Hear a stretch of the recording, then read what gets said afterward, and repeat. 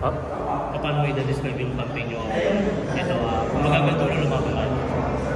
Yung game namin, madidescribe ko is siguro sayang. Kasi syempre, gusto namin matapos yung season namin ng winning note. Dinidindigin talaga namin yung game namin sa graduating namin, which is si Sawa at si Abdul.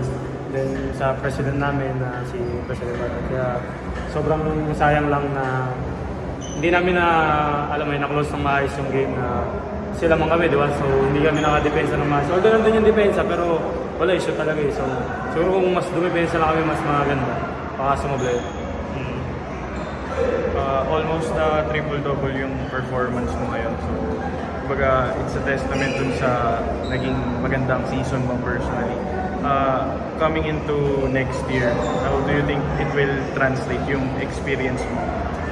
Ako, wala naman kumbaga, sa isip ko is pagka hindi pa nangyayari, hindi ako nagsasabi ng kung ano pwede mangyari. Basta pangako ko lang sa sarili ko, sa community, ngayong off-season is talagang kung ano yung winner crowd ko this season, talagang dodoblehin ko para sa mga next season, sa mga teammate ko, is mas mag-improve kami sa players and as a team talaga. So, yun, nabanggit ni Coach Jack na merong ilang other teams na nag-try kumontak sa'yo. Tapos sinabi niya rin na you will stay committed sa UE. Sobrang dami. As in talaga, sobrang dami. Pero, yun nga, syempre, dito na ako eh. Kumbaga, dito na mold yung laro ko. So, syempre, ayokong magkaroon ng what if sa sarili ko na what if, ganito, ganyan. Pero, yun nga, dito ko na mold. So, yun. Di man kayo naka-Final Four ngayon, pero ikaw ba may pagsisisi ka bang iniisip pa rin hanggang ngayon sa naging season? Pagsisisi, siguro wala kasi every game naman, lahat kami, lalo na ako, talagang sobra pa sa best yung binibigay namin.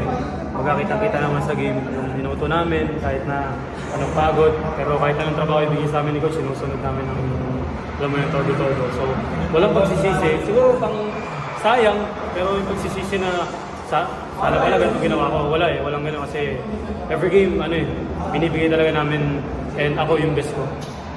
Okay, next season, sabi ni Coach Sigol na gagawin captain ball, gano'ng kalaking challenge and pressure para sa'yo na kumbaga pamunuan yung team? Siguro, yung challenge lang sa akin is paano ako mas magiging better na leader next season. Kasi this season is leader ako eh, pero kumbaga may mas leader pa sa akin, which is si Abdul, yung kuya ko. Siguro this season is next season is ma-question lang kung paano ko mas magiging better as a leader. And then yun nga, challenge na ibibigay sa akin as a captain. Noy, yun nga, binensya pa ninyo yung coach. Sabi mo, okay wala kang regret sa season, pero next year mas magiging captain ka. May tumutulong sa inyo start of the season, na UE legend din. And sabi niya, kumbaga, ikaw na yung susunod sa'yo. Nakaano ka lang yung bagay mo. May ganung kurit na binibigay ko ulit sa'yo. At tingin mo kaya nakabot niya para sa'yo next year. Siyempre, sobrang grateful and blessed ako sa, kaya ball yun eh, di ba?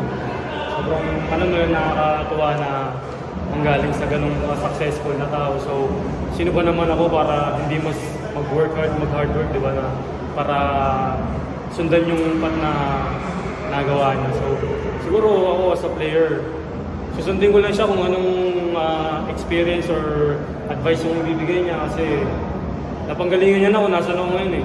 So, susundin ko lang kung ano yung mga advice na ibibigay sa akin. Napakadori. Hindi na. Huwag naman.